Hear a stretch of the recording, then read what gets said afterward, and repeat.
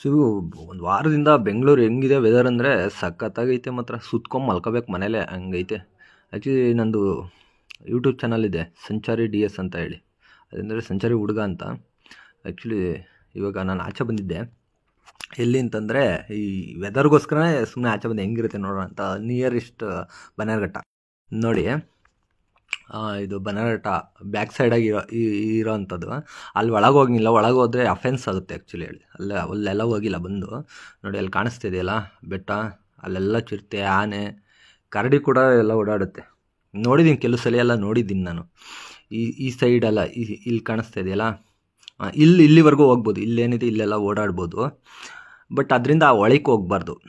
ಸಿಕ್ಕಿದೆ ಚಾನ್ಸ್ ಅಂತ ಒಳಕ್ಕೆ ಹೋದರೆ ಫಾರೆಸ್ಟ್ ಅವ್ರು ಹಾಕೊಂಡು ಗುಂಬಿಡ್ತಾರೆ. ಅಲ್ಲೆಲ್ಲ ಹೋಗಿಲ್ಲ. ಬಟ್ ಆದರೆ ಇಲ್ಲಿಂದ ಅಲ್ಲೊಂದು ಗೇಟ್ ಇದೆ ಆ್ಯಕ್ಚುಲಿ, ಅಲ್ಲಿ ಯಾರೂ ಹೋಗ್ಬಾರ್ದು ಅಂತೇಳಿ. ವೆದರ್ ಸಕ್ಕತ್ತಾಯಿತು. ಇದು ನನ್ನ ರಥ ಇದು ಆ್ಯಕ್ಚುಲಿ ನೋಡಿ. ಹೆಂಗೆ ಇದರಿಂದನೇ ಓಡಾಡೋದು. ನಾನು ಟ್ರಾವೆಲಿಂಗ್ ಮಾಡೋಕ್ಕೆ ಅಂತಲೇ ತೊಗೊಂಡಿದ್ದೀನಿ ಅದನ್ನು ನೋಡಿ. ಇಲ್ಲಿ ತೋರಿಸ್ತೀನಿ ನೋಡಿ. ಇವಾಗ ಅಲ್ಲಿ ದೊಡ್ಡ ದೂರದಲ್ಲಿ ಬೆಟ್ಟ ಕಾಣಿಸ್ತೈತಲ್ಲ, ಅಲ್ಲೆಲ್ಲ ಆನೆಗಳೆಲ್ಲ ಓಡಾಡ್ತದೆ. ಅಲ್ಲಿ ಇದು ದಾರಿ ಆ್ಯಕ್ಚುಲಿ, ಓಡಾಡೋಕ್ಕಲ್ಲ, ಫಾರೆಸ್ಟ್ ಜೀಪು ಆ ಥರ ಹೋಗೋದಕ್ಕೆ ಮಾತ್ರ ದಾರಿ ಇಟ್ಟಿರೋದು ಅಷ್ಟೇ. ಅದು ಆ್ಯಕ್ಚುಲಿ ಹಿಂಗೆ ಬಂದಿದ್ದು. ಬಂದರೆ ನೋಡಿ ತೋರಿಸ್ತೀನಿ ಮುಂದೆ ಏನಂತೇಳಿ. ಅಲ್ಲಿ ಒಂದು ಗೇಟ್ ಹಾಕಿದ್ದಾರೆ ಆ್ಯಕ್ಚುಲಿ. ಇದು ಆನೆಗಳೆಲ್ಲ ಓಡಾಡೋ ಜಾಗ ಇದು.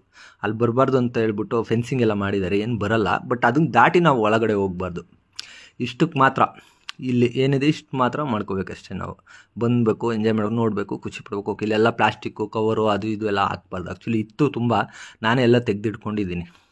ಇಲ್ಲೆಲ್ಲ